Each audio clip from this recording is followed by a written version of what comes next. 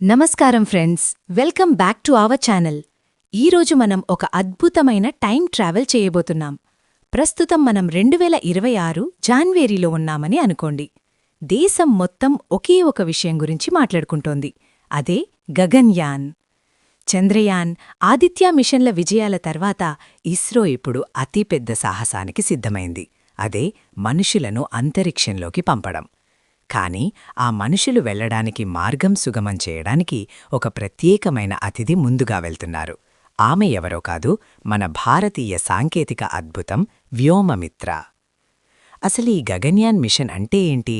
సింపుల్గా చెప్పాలంటే మన భారతీయులను మన సొంత రాకెట్లో మన గడ్డ మీద నుండి అంతరిక్షంలోకి పంపి అక్కడ కొన్ని రోజులు ఉంచి మళ్లీ సురక్షితంగా వెనక్కి తీసుకురావడమే ఈ మిషన్ లక్ష్యం. ఇది వినడానికి సినిమా స్టోరీలా ఉంది కదా, కానీ ఇది రియాలిటీ. 2026లో ఇది జరగబోతోంది. దీనికోసం ఇస్రో ఎన్నో ఏళ్లుగా కష్టపడుతోంది. అయితే ఫ్రెండ్స్, స్పేస్ జర్నీ అంటే మాటలు కాదు. అక్కడ ఆక్సిజన్ ఉండదు, గ్రావిటీ ఉండదు, రేడియేషన్ ఉంటుంది. చిన్న పొరపాటు జరిగినా ప్రాణాలకే ప్రమాదం. అందుకే మన వ్యోమగాములను గగన్నాట్స్ను పంపించే ముందు ఇస్రో ఖచ్చితమైన సేఫ్టీ టెస్టింగ్ చెయ్యాలి అనుకుంది. ఆ టెస్టింగ్ కోసమే పుట్టింది ఈ వ్యోమమిత్ర. మనం డైరెక్ట్గా మనుషులను పంపి రిస్క్ తీసుకోలేం కదా, అందుకే ఈ తెలివైన ఆలోచన. ఇప్పుడు అసలు కథానాయికను పరిచయం చేస్తా. వ్యోమమిత్ర. సంస్కృతంలో వ్యోమ అంటే ఆకాశం లేదా అంతరిక్షమని, మిత్ర అంటే స్నేహితుడు అని అర్థం. అంటే ఆకాశంలో మన స్నేహితురాలు అన్నమాట. ఈమె ఒక లేడీ హ్యూమనాయిడ్ రోబోట్. అచ్చం మనిషిలాగే కనిపిస్తుంది, మాట్లాడుతుంది, స్పందిస్తుంది. బెంగళూరులోని ఇస్రో ల్యాబ్స్లో ఈమెను తయారుచేశారు. మీరు వ్యోమమిత్రను చూస్తే ఒక విషయం గమనిస్తారు. ఈమెకు కాళ్లుండవు. కేవలం తల, మొండం, 2 చేతులు మాత్రమే ఉంటాయి. దీన్నే హాఫ్ హ్యూమనాయిడ్ అంటారు. ఎందుకంటే రాకెట్లో కూర్చుని స్విచ్చులు ఆపరేట్ చేయడానికి, రీడింగ్స్ చూడడానికి కాళ్లవసరం లేదు కదా. బరువు తగ్గించడానికి మరియు అవసరమైన ఫంక్షన్స్ మాత్రమే ఉంచడానికి సైంటిస్టులు ఈ డిజైన్ ఎంచుకున్నారు.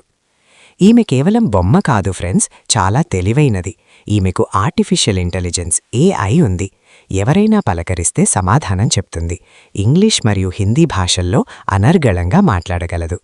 హలో, నేను వ్యోమమిత్రని, గగన్యాన్ మిషన్లో మీ సహచారిని అని తనను తాను పరిచయం చేసుకోగలదు. అంతరిక్షంలో వ్యోమగాములకు ఒంటరితనం అనిపించకుండా ఈమె వాళ్లతో మాట్లాడగలదు.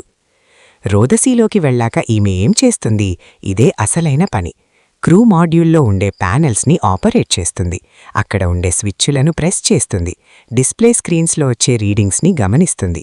ఒకవేళ ఏదైనా ప్రమాదం జరిగేలా ఉంటే వెంటనే గ్రౌండ్ కంట్రోల్కి సిగ్నల్స్ ఇస్తుంది. అంటే ఒక మనిషి చేయాల్సిన పనులన్నీ ఈమె చేస్తుంది. అంతేకాదు, ఈమె శరీరంలో ఎన్నో సెన్సార్లున్నాయి. అంతరిక్షంలో రేడియేషన్ ప్రభావం మనిషి శరీరంపై ఎలా ఉంటుంది, గుండె కొట్టుకునే వేగం, రక్తపీడనం, బ్లడ్ ప్రెషర్ వంటి విషయాలను ఈమె సిమ్యులేట్ చేస్తుంది. నిజమైన మనిషి అక్కడ ఉంటే వారి శరీరం ఎలా రియాక్ట్ అవుతుందో ఈ రోబోట్ డేటా ద్వారా ఇస్రోకి ముందే తెలిసిపోతుంది. ముఖ్యంగా environmental control and life support system ECLCS సరిగ్గా పనిచేస్తుందా లేదా అనేది ఈమె పరీక్షిస్తుంది. అంటే క్యాప్స్యూల్లో oxygen levels, carbon dioxide levels, temperature, humidity అన్నీ మనిషికి అనుకూలంగా ఉన్నాయా లేదా అని నిర్ధారిస్తుంది. మన గగన్నాట్స్ ప్రాణాలకు ఈ సిస్టమ్ చాలా కీలకం. ఇప్పుడు సీన్ కట్ చేస్తే మన తెలుగు గడ్డ ఆంధ్రప్రదేశ్లోని Sriharikota, Satish Dhawan space centre, January 2026. వాతావరణం ఉత్కంఠభరితంగా ఉంది. లాంచ్ ప్యాడ్ మీద బాహుబలి లాంటి rocket LVM-3 launch vehicle mark 3 నిల్చుని ఉంది. దాని తలభాగంలో మన వ్యోమమిత్ర కూర్చుని ఉంది. 3, 2, 1 బూమ్! భారీ శబ్దంతో నిప్పులు కక్కుతూ రాకెట్ నింగిలోకి లేచింది. ఈ దృశ్యం చూస్తుంటే ప్రతి భారతీయుడి గుండె ఉప్పొంగుతుంది. భూమి ఆకర్షణ శక్తిని ఛేదించుకుని గంటకు 1000 కిలోమీటర్ల వేగంతో వ్యోమమిత్ర అంతరిక్షం వైపు దూసుకెళ్తోంది. కొద్ది నిమిషాల్లోనే రాకెట్ దశలవారీగా విడిపోతుంది. చివరగా క్రూ మాడ్యూల్ మాత్రం భూమి చుట్టూ నిర్ణీత కక్షలో ఆర్బిట్లో ప్రవేశిస్తుంది. ఇప్పుడు వ్యోమమిత్ర జీరో గ్రావిటీలో ఉంది, అంటే భారరహిత స్థితి. ఆమె సీట్లో నుంచి గాలిలో తేలుతున్న అనుభూతిని పొందుతుంది. అక్కడ ఆమె ఒంటరి కాదు, ఎప్పటికప్పుడు బెంగళూరులోని ఇస్రో కమాండ్ సెంటర్తో టచ్లో ఉంటుంది. సిస్టమ్స్ అన్నీ నార్మల్గా ఉన్నాయి, ప్రెషర్ స్టేబుల్గా ఉంది అంటూ ఎప్పటికప్పుడు రిపోర్ట్స్ పంపిస్తుంది. కెమెరాల ద్వారా ఆమె కదలికలను సైంటిస్టులు గమనిస్తూనే ఉంటారు. కక్షలో ప్రయోగాలు పూర్తయిన తర్వాత అత్యంత క్లిష్టమైన దశ మొదలవుతుంది. అదే రీ-ఎంట్రీ, అంతరిక్షం నుంచి భూమి వాతావరణంలోకి తిరిగి రావడం. ఈ సమయంలో రాకెట్ వేగానికి, గాలి రాపిడికి విపరీతమైన వేడి పుడుతుంది. దాదాపు 2000 డిగ్రీల ఉష్ణోగ్రత. మాడ్యూల్ బయట మంటలు వస్తాయి. ఆ వేడిని తట్టుకుని మాడ్యూల్ లోపల టెంపరేచర్ పెరగకుండా చూడడమే ఇస్రో టెక్నాలజీ గొప్పతనం. వ్యోమమిత్ర ఈ సమయంలో వైబ్రేషన్స్ని, షాక్ని తట్టుకుంటుంది. ఆ డేటా అంతా రికార్డ్ అవుతుంది. ఈ దశ సక్సెస్ అయితేనే మనుషులను పంపి ధైర్యం వస్తుంది.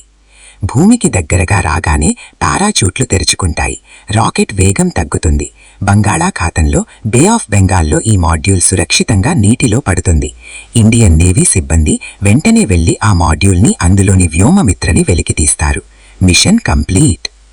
ఈ ప్రయోగం విజయవంతమైతే తర్వాత వెళ్లబోయేది మన గగన్నాట్స్. భారత వైమానిక దళానికి చెందిన 4 పైలట్లు ఇప్పటికే రష్యాలో మరియు మన దేశంలో కఠినమైన శిక్షణ తీసుకున్నారు. వ్యోమమిత్ర ఇచ్చిన ధైర్యంతో వారు 2026 చివరలో లేదా 2027లో చరిత్ర సృష్టించబోతున్నారు. ఫ్రెండ్స్, ఇది చిన్న విషయం కాదు. అమెరికా, రష్యా, చైనా ఈ 3 దేశాల తర్వాత సొంతంగా మనుషులను అంతరిక్షంలోకి పంపిన 4వ దేశంగా భారత్ అవతరించబోతోంది. అది కూడా అతి తక్కువ ఖర్చుతో. ఇది మన సత్తా. ఒకప్పుడు రాకెట్లను సైకిళ్ల మీద తీసుకెళ్లిన ఇస్రో నేడు మనిషిని పోలిన రోబోట్ని తయారు చేసి మనుషులనే అంతరిక్షంలోకి పంపే స్థాయికి ఎదిగింది. వ్యోమమిత్ర కేవలం మిషన్ కాదు, అది మన భవిష్యత్తుకి ఒక సూచిక. సో ఫ్రెండ్స్, ఇది వ్యోమమిత్ర కథ.